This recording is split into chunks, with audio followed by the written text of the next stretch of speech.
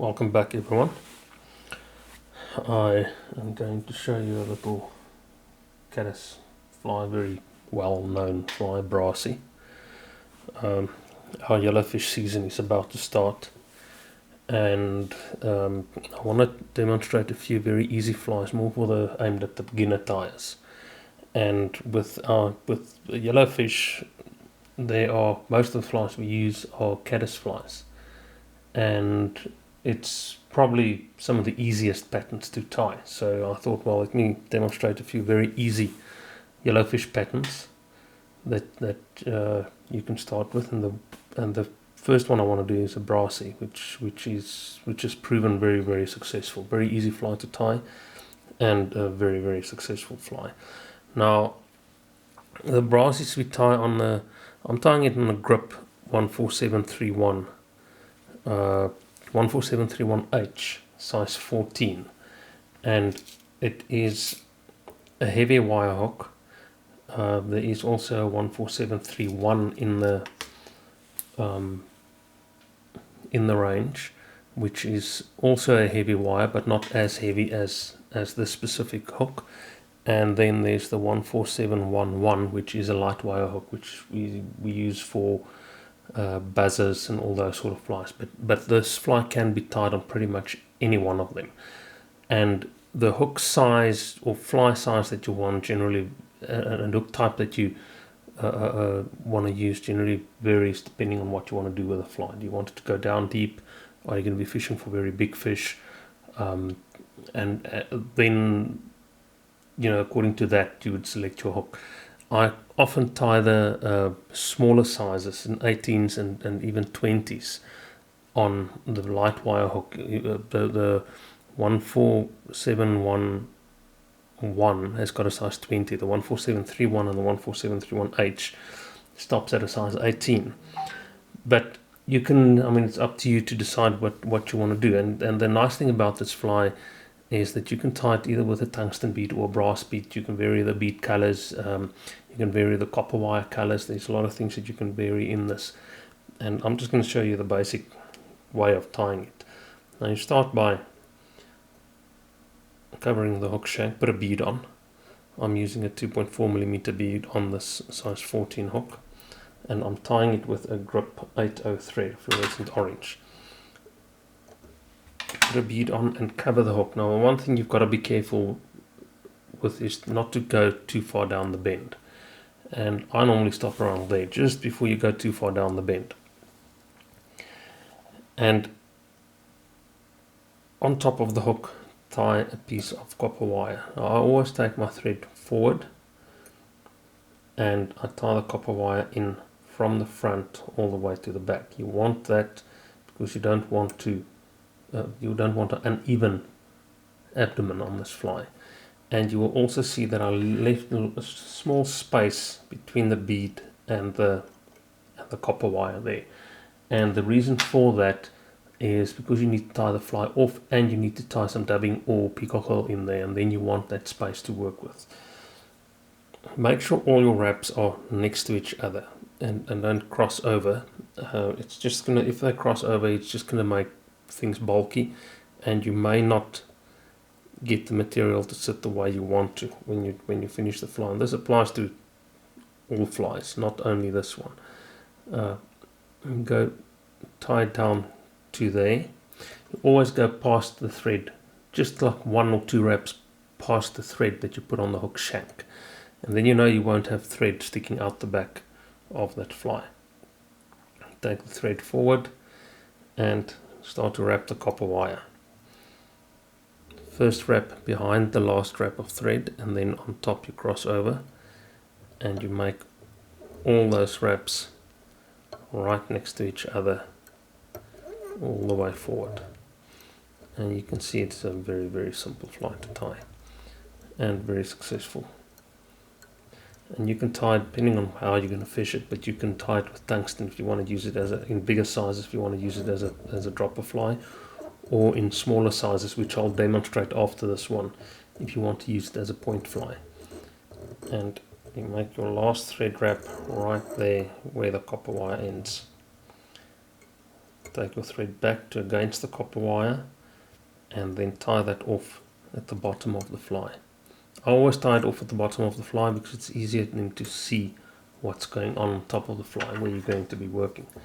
And then I cut the copper wire, thick copper wire, I cut with a pair of wire cutters.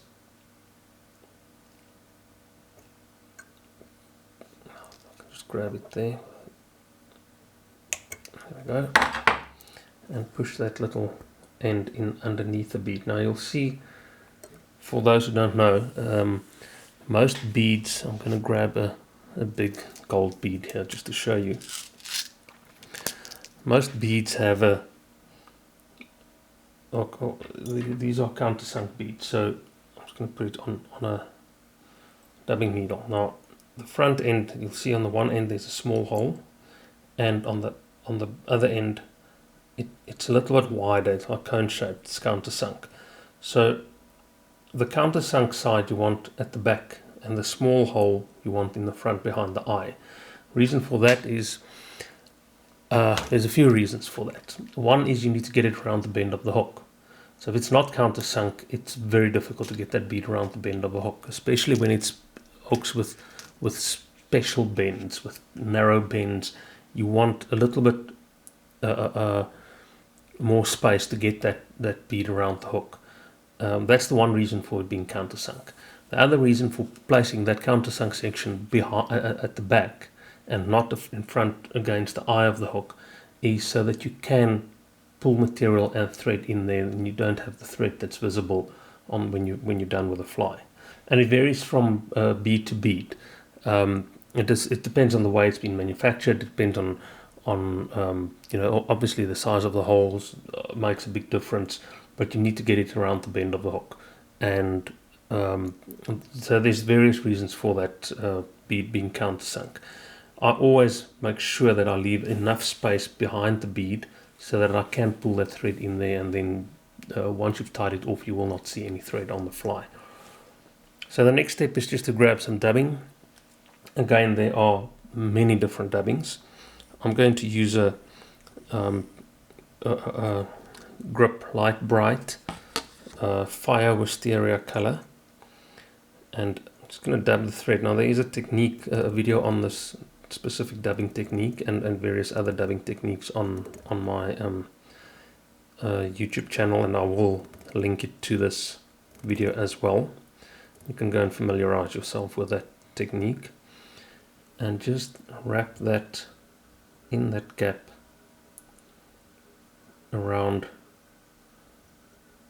to form the thorax, and your last wrap goes in between the material and the bead, and make sure it slides in there. You can actually feel it slide in there, and you make a whip finish and pull that those thread wraps in between the bead and the dabbing thorax, also to make that, to hide that, and then you tie that off right there.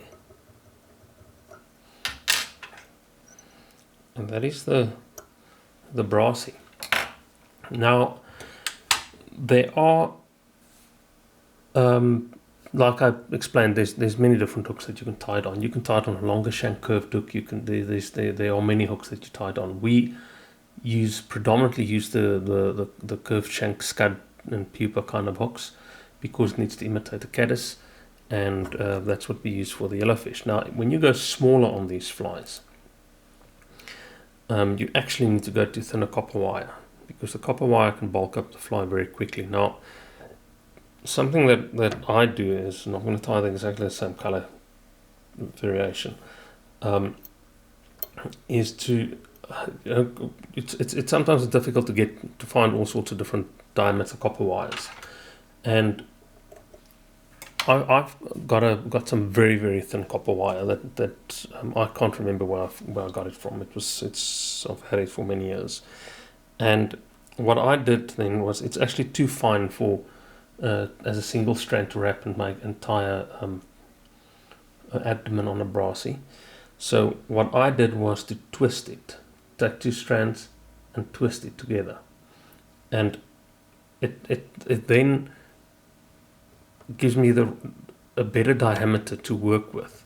It will give the fly a better body, and it's not that thin stuff. I mean, if you want to tie a size 22 nymph, then it's fine to use a single strand of this, but it's really thin and very soft. So you're going to go through the same process. You're going to tie that in right at the back, or leave a little space and then tie it in behind the bead all the way to the back. Just want to catch that there.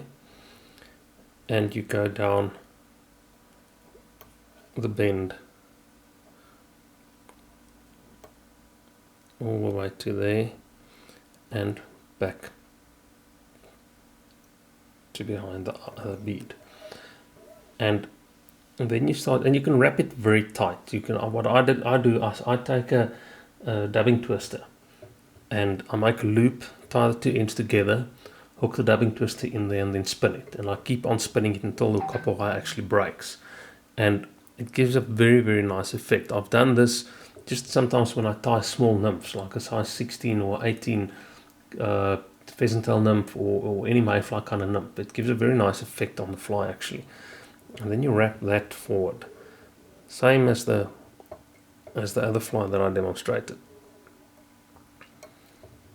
and you go all the way forward to where the copper wire, where you tie the copper wire in, the end of the copper wire.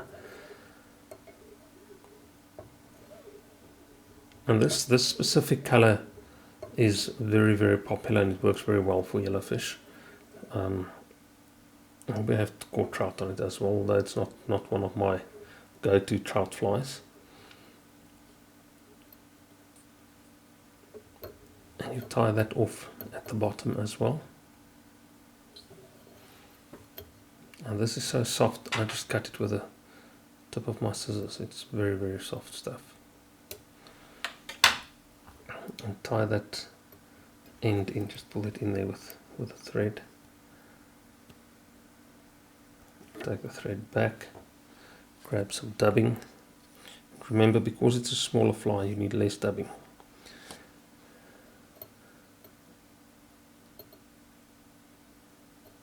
And you can also use peacock wool. Commercially, we tie these with peacock wool and not dubbing.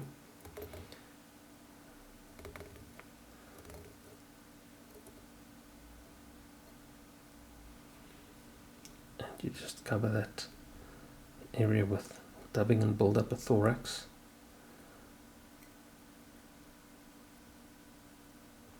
And tie that off right there.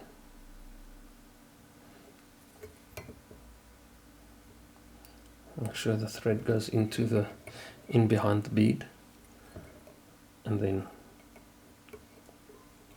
tie that off behind that bead. Make sure the thread slides in there, and cut the thread. And when there's a few long strands sticking out, just pull them out. So there's a smaller version of the same fly, and you can tie many. I mean, there's so many color variations you can tie. I quite like to tie them with black beads, and not too bright.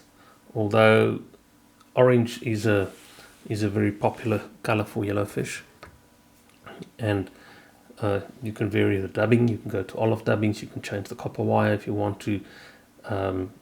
I just don't like to go too psychedelic with these things. I try to stick to more natural kind of stuff. Although the orange bead works very well, and that's the Brassie. It's a very easy fly to tie. Go and tie a bunch, try them out. Please like the video, please subscribe to the channel, and please leave some comments.